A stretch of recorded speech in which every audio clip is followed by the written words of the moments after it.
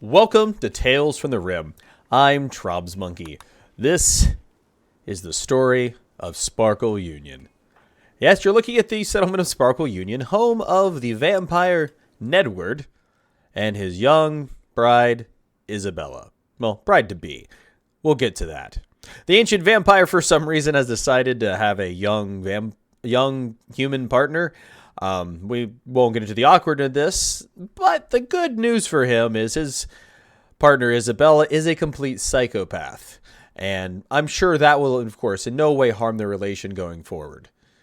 It probably will. We'll see what happens. It'll be fun. Our dear vampire Nedward has decided to squirrel himself away from people, and they're hiding out in the desert. Being a planning sort, a couple of refugees were like, "Hey, Ned, we need a place to stay." And he was like, "Hey, I need an exabyte." And they joined the colony. Good times. Future planning. Not a bad idea. Here, as we open, you're looking on the small but thriving colony. You can see there's somebody coming in to say hi. Now, if you haven't seen, these are imps.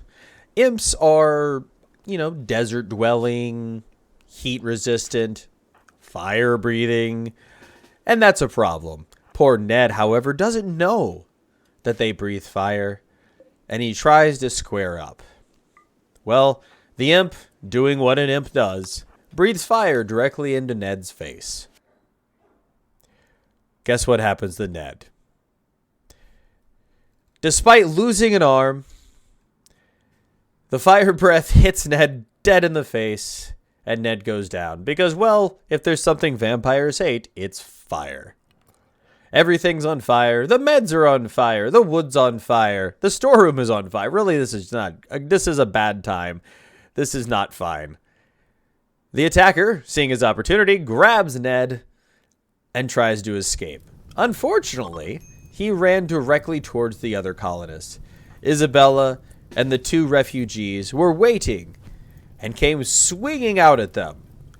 Unfortunately, none of the other colonists are any good in a fight. Oh, and there's the small matter of the attacker being high as a kite. So the battle that preceded can only be described as possibly the saddest fistfight ever, as a one-armed bandit was beaten to death by 3 teenagers. Now, to be fair to Isabella, she is a psychopath, and she might have had a bit of a rage out there, seeing her beloved vampire knocked to the ground. The teenage helpers, well, they actually have a reason for being a little bloodthirsty and wanting to murder, and we'll get to that in a moment. In the after effects of the attack, the teenager, they were quick to help, helping patch things up, get to bed, generally recover from the attack. And just a short time later, after helping the colonists get back on their feet, they reveal themselves not to be refugees, but in fact, they were on a mission of murder. Yeah, it seems these teenagers were actually here to kill the vampire. Absolutely tragic. Needless to say, well, when you come to my colony and I feed you, clothe you, give you a nice room, actually. This was a very nice place to live. Well, things have to be taken care of, and both of the teenagers were quickly subdued by our now recovered vampire.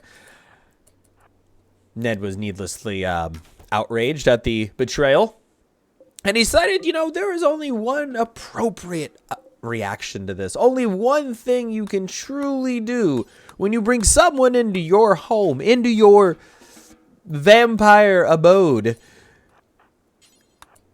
Someone has to pay. And so the vampire decided vengeance must come, and he began building an altar.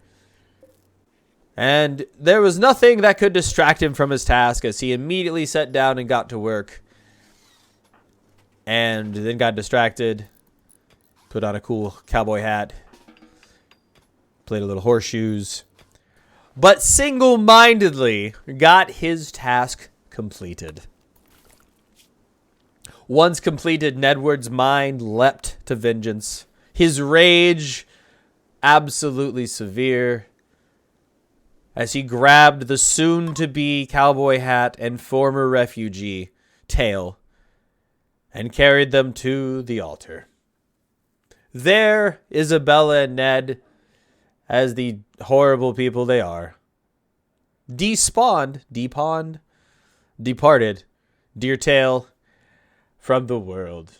And some vengeance was dealt for Ned, and the betrayal he felt deep inside. For days later, Ned and Isabella will feel happy. Vengeance has been enacted. Those who did them wrong have paid. Will it end? Will the remaining refugee be allowed to survive? Will he be turned into a simple blood bag for the thirsty vampire? Who knows? Who knows? We will see as the days continue. But for now, the rim is hostile. The desert is scorching. And for Nedwood and Isabella, borderline fatal. This time they got away. Next time fate may not be so kind. Tune in next time from Tales of the Rim to find out, will they survive? Or will the cruel hand of fate take them from the rim? I'm Travis Monkey. Thank you so much for watching. More stories soon.